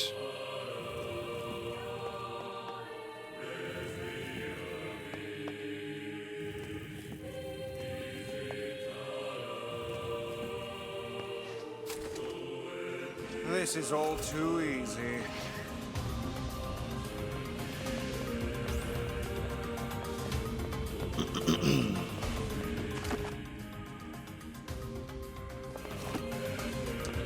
I just feel really bad because now, like, I already felt kind of bad with the, you know, thoughts and theories on the true nature of the shades.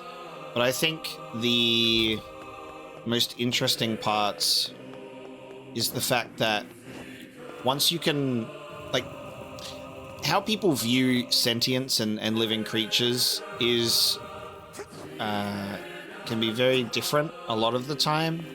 Like, a lot of people would lack empathy or compassion for certain animals and creatures because they lack the ability to speak. They can't communicate.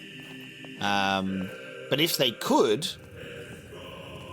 people would definitely change their tune. Like if animals could voice their thoughts and feelings instead of being silent, silent living creatures, people would treat them very differently. And so once you go from shades being these mindless, seemingly mindless creatures to being the original humans, and they also have some thoughts and feelings of their own, that changes things a lot.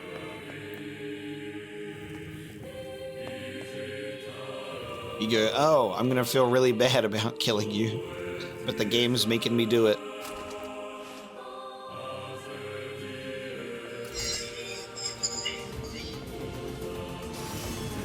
Oh. What's with these guys?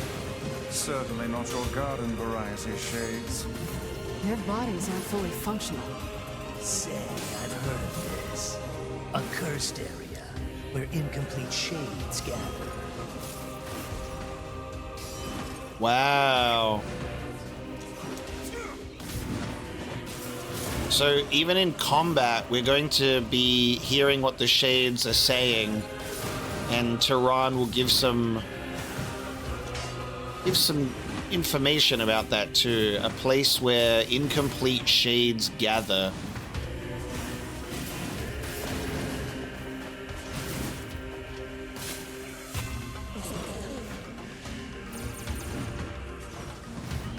I appreciate that it's not going to make the whole game just kind of, or like the replay,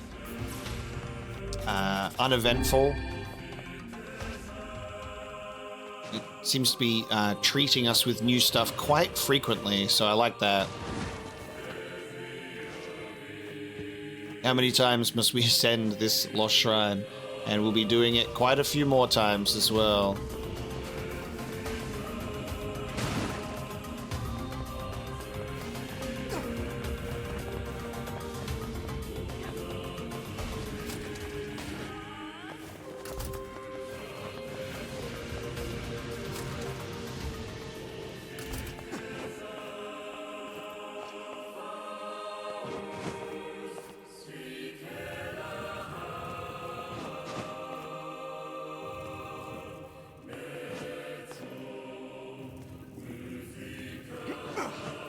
Remember how much fun we had during the block moments?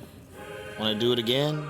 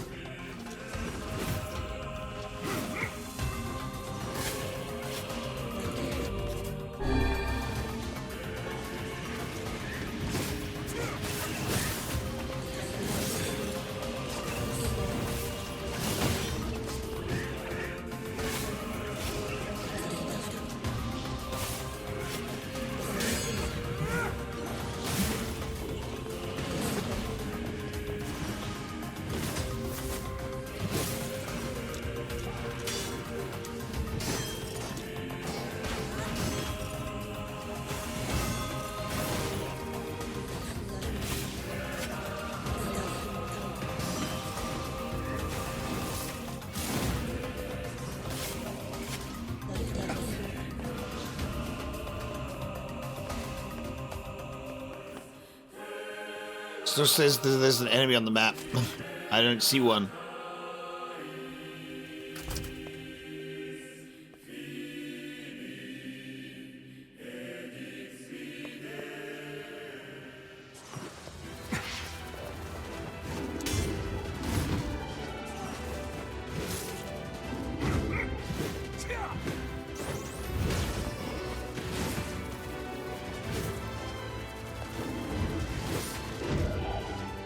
I was behind it.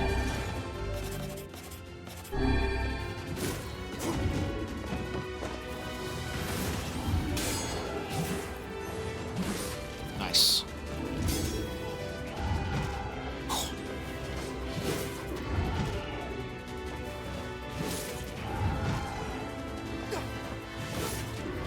It keeps swinging me at such an awkward timing that I can't. I'm trying to block it. Konza.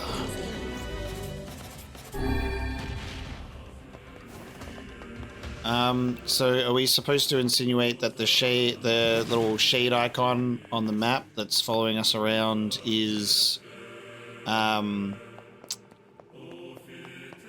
or something? I don't know. I assume so.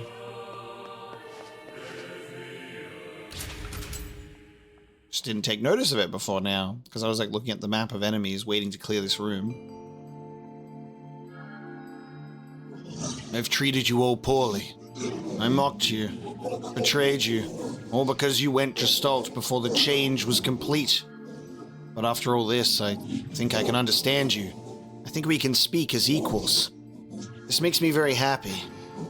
I hope we can spend the rest of our life...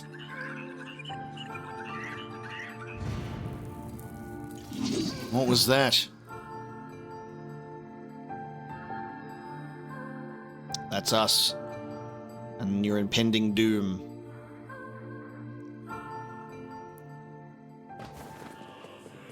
Kaine, Emil, look, from now on, I'm going to sleep outside with you. Why?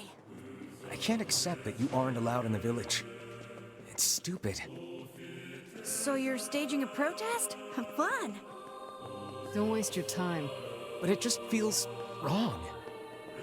Well, that's really nice of you, but you still don't have to stay out here with us. Emil. You've got a super important mission. You can't sleep out in the rain.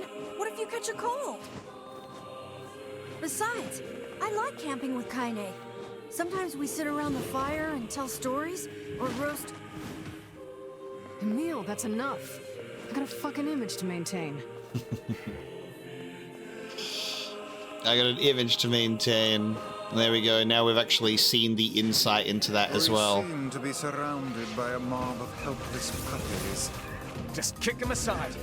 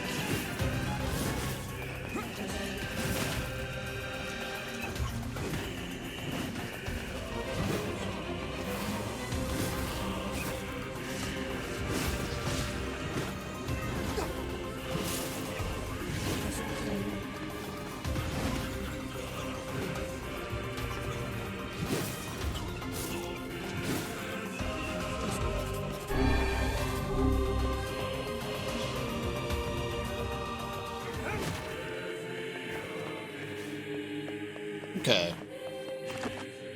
I guess I just keep saving over our ending A.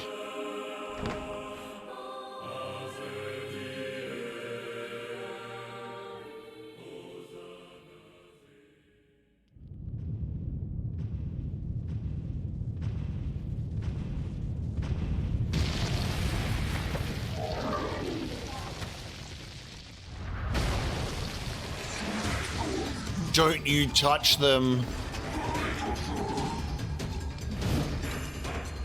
Wow.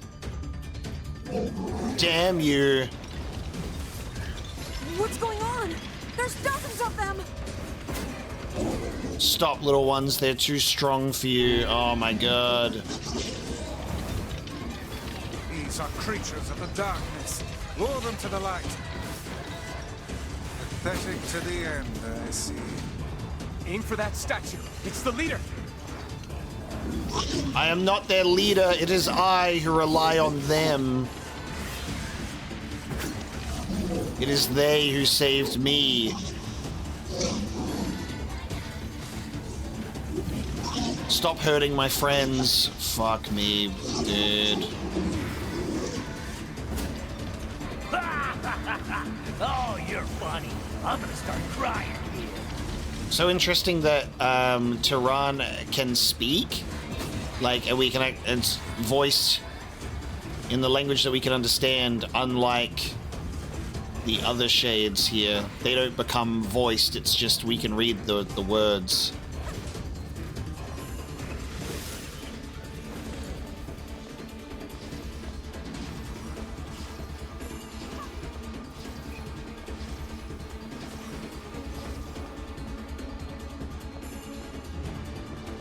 Whenever you're ready, boss.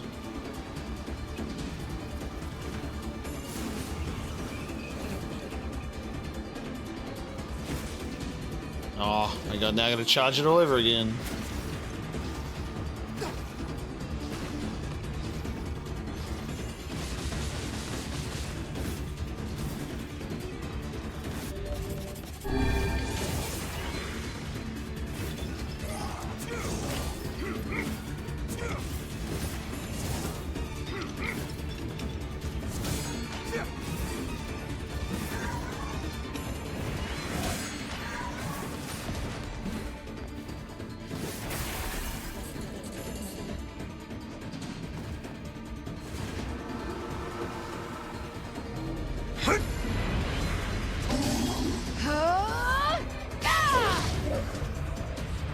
Oh man, it's getting close to Kaine impalement time. Have you felled the beast?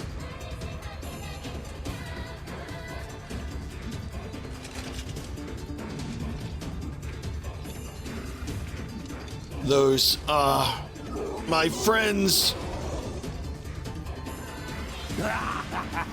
This is one stubborn son of a bitch. Damn it, damn it, damn it!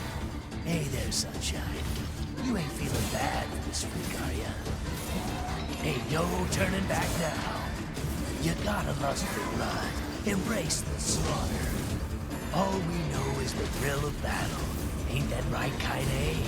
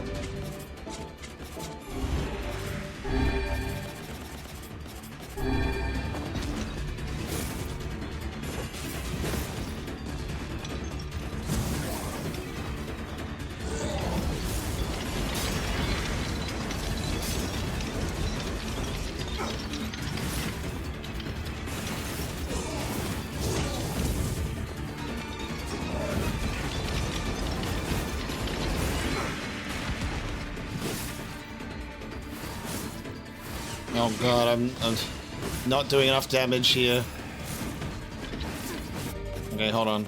I need something else for that. I need to be charging stuff. I need to have that ready to go.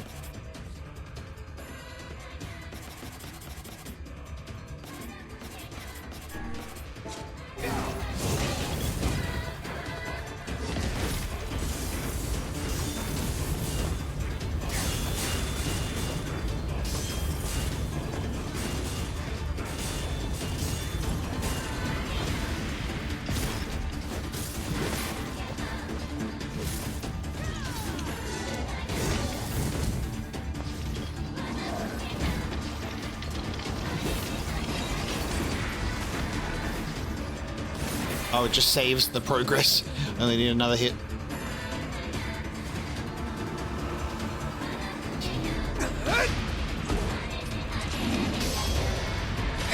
Ooh. Kaine! So now we know that the shade can restore her from completely mortal wounds. Oh, you're kidding me. Ha!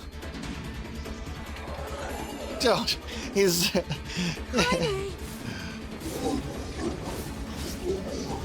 He's like, oh, you're kidding me. Move, move, come on, you stupid arm, move. We are incomplete, but our friends make us whole.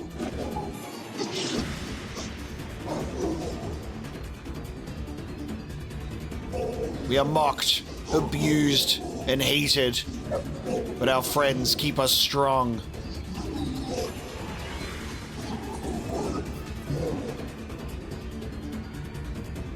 That is what keeps us going. Do not stand in the way of our lives. Those are my friends.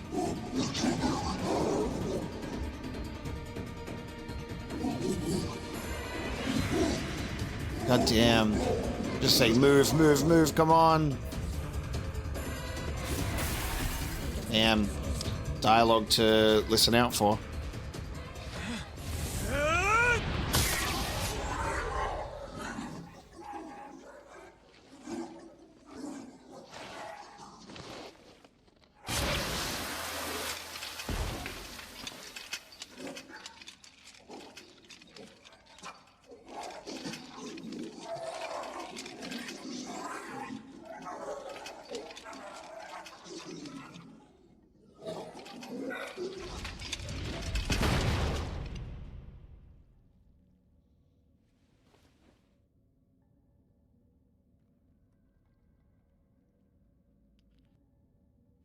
Kaine! Are you alright? Kaine! I fear there is little we can do for her. No! Kaine!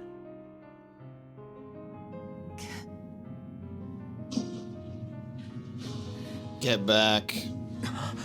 What is happening?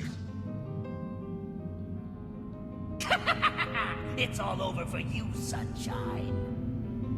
Kaine! Kaine!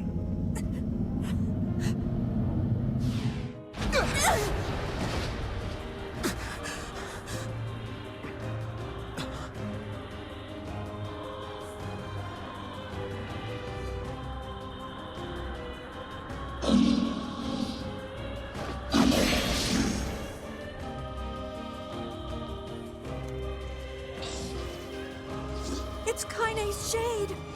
With no other choice, we must strike it down. Kaine! Come back!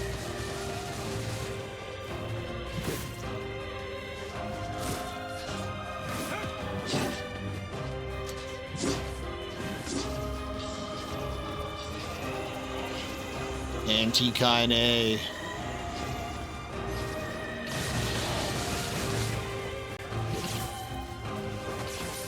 Now, pin her down. Kaine, please! Come back to us!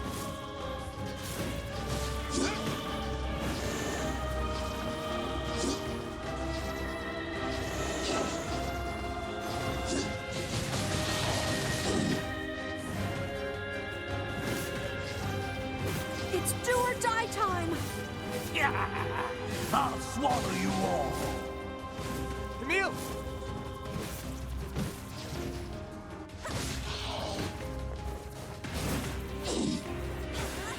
Stop Kaine from acting.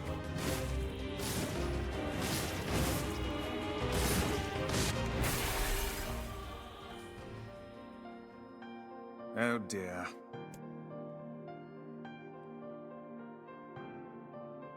Kaine!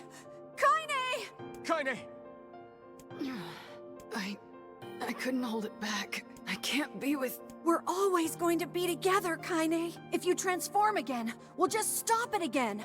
As many times as it takes. I don't care how tough it is. We're gonna get you back. I like sleeping outside because I'm with you, Kaine. I'm able to ignore my appearance and keep going because of you. I'm weak, and I'm sad, and I'm lonely. But you make me strong. You're my friend, and I need you. So don't you dare leave me! All right, all right. Stop crying. And thanks. I'm all right.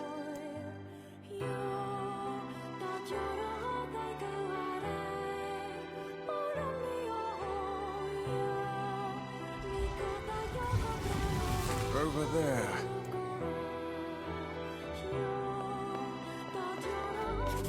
We don't have the, we don't potentially, no, we don't carry the cipher with us, do we? I gotta do the cipher again.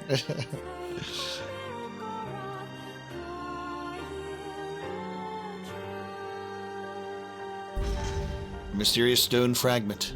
And what is this, Beats me. It's got some kind of writing on it, but I don't know what it says. How remarkably useless of you. Well, let's go ask Popola. Alright, time to recover all these fragments again. It's a cipher of some kind. Can you determine its meaning? I think this is the key to unlocking the Shadow Lord's castle. Here, take a look at this. I wrote down all the words I can understand. This fragment is called the Stone Guardian. Given that you found it in the Lost Shrine, the words must mean something. There are spaces here for 4 other fragments as well. Sacrifice, the Law of Robotics, the Memory Tree, Loyal Cerberus. The Law of Robotics probably refers to the Junk Heap, and the Memory Tree might be the Forest of Myth. But as for Sacrifice and Loyal Cerberus, I don't have a clue. Not a problem. If we want to fill in the words, we just run around the world killing every big monster we find, right? Oh, splendid. By all means, let us undertake a murderous rampage. They're just shades. Besides, it's the only way to reach the Shadow Lord. It's a dangerous task. Yeah, well, Yona's in even more danger. But how can you even be sure that she's... Because she is! Right? The Junk Heap and the Forest of Myth, yeah? I'm on my way. Please be careful. Oh, and listen. About Kaine and Emil. The villagers know how much they've sacrificed, and they're thankful. It's just... they're scared, you know? People can't change overnight. I'll hurry them along the best I can. But can you please give them a little more time? I'll try. Okay. We are back to having the cipher fragment destination, except this time there's going to be new perspective on all of these interactions. We went for the Junk Heap first last time, so what if we go to the Forest of Myth first this time? Popola said we might be able to find something in the Forest of Myth. You will forgive me if I seem less than enthusiastic about such a trip. I think picking different pathways seems like a worthy part of our time, but alas, we bring this episode of NieR Replicant to a close, and we'll be going to the Forest of Myth next time. So thank you for joining me for this episode of NieR Replicant, where we have pushed into ending B. We are seeing things more from Kaine's perspective, getting the voice of the shade that's possessing her, and also understanding the voice of the shades themselves, which is very, very interesting for us. I'm excited to see what else this game's story has to offer in terms of further insight into these characters and pursuing more perspectives. But thank you so much for joining me today. I hope you've enjoyed this episode, and I will see you next time as we continue Kaine's story.